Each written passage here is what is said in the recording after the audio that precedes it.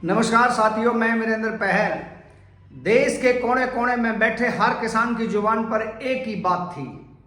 कि जो हमारे हक और अधिकारों से हमें वंचित रखा गया है, जिसके लिए आए दिन हमारे किसान भाई आत्महत्याएं कर रहे हैं, कई आंदोलन में अपने सरकार की लाठियों का डंडों का शिकार हो रहे हैं और केस लगा करके जेलों में ठूसा जा रहा है और बॉर्डर के ऊपर किसानों को भी गोलियों का शिकार बनाया जा रहा है। अगर इससे बचना है और अपने हक और अधिकारों की लड़ाई इस तानाशाही सरकार से जीतनी है तो सभी किसान नेताओं को, सभी संगठनों को एक होना होगा।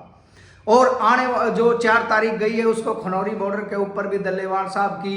आमन अनशन पर महापंचायत बुलाई गई थी। उसमें लाखों की संख्या में जो किसान पहुंचे और जो ये एक होने का सवर तेजी से उभरता आ रहा है, इस सब के दबाव के चलते आखिर एसकेएम ने इस आंदोलन की और इस लोगों की, किसानों की भावनाओं की कदर करते हुए एक होने के लिए आगे कदम बढ़ा दिया है। आज 10 तारीख को खनौरी बॉर्डर पर एसकेएम की तरफ से राजेवाल साहब, जोगिंदर उगरा, दर्शनपाल और अन्य कमेटी के सदस्य पहुंचे। उन्होंने पहले तो देश के बहुत बड़े महापुरुष किसान मसीहा दल्लेवाल साहब की तबीयत के बारे में जानकारी ली, उनसे बात करी और उसके बाद बातचीत करने के बाद एक साझी प्रेस कॉन्फ्रेंस करी, जिसमें खुले तौर पर जोगिंदर उगरा की तरफ से कहा गया कि हमारी मांगे भी साझी हैं और हमारा दुश्मन भी साझा है, इसलिए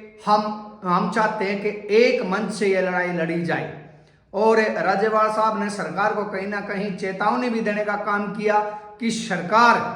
हमारे लड़ने के तरीके अलग अलग हो सकते हैं, हमारे संगठन और झंडे अलग अलग हो सकते हैं, लेकिन हमारी लड़ाई एक है, हमारे को अलग ना समझे,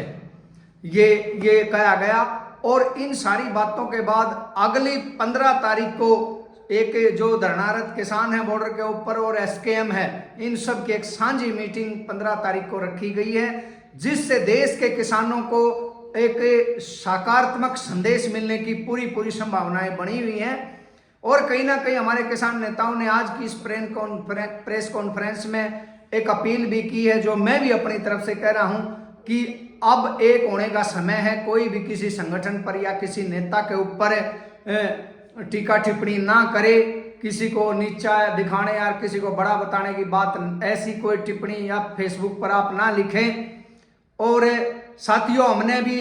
इस एक करने के लिए अलग अलग संगठनों को, अलग किसान नेताओं को उनकी भूमिका को अपने अपने तरीके से बताने का काम किया, लेकिन हम सबका प्रयास था किसी भी तरह से उन सबको एक किया जाए और अब एक होने की पूरी संभावनाएं हैं। और अगर दोबारा से एक किसान मोर्चा एक होता है तो उसके बाद अगर किसी किसान नेता या संगठन की कोई बदनीयत है तो वो बिल्कुल भी सफल नहीं होगा, ये भी आप मान करके चलिए। इसलिए आपने इस तरह की चिंताएं छोड़ करके इस आंदोलन को मजबूत करने की आवश्यकता है। पहले तो केवल 3 काले कानून की लड़ाई थी, अब तो वो 3 काले कानून भी सरकार दूसरे प्रारूप में लेकर के आ रही है और एमएसपी गारंटी कानून की भी ये लड़ाई हुई है और अन्य भी 13 मांगे हैं। ये आंदोलन बहुत ही गंभीर आंदोलन है, बहुत किसानों की ये लाइफलाइन का है। अगर हमारी एमएसपी गारंटी कानून मान लिया जाता है तो जो किसान आए दिन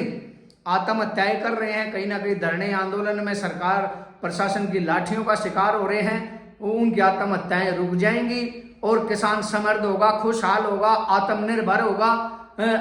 तो इसलिए पहले से भी ज्यादा मजबूती के साथ इस आंदोलन का सहयोग और समर्थन करें। और हम आशा और उम्मीद करते हैं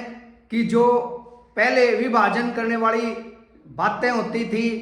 भूमिका, किसानों की भूमिका और संगठनों की भूमिका को लेकर, अब पूर्णतः उस पर विराम लगा दिया जाएगा और आने वाले समय में 15 तारीख को एक बहुत अच्छी खबर देश के किसानों के लिए होगी, जिसमें किसान शामिल होने के लिए बेसब्री से इंतजार कर रहा है।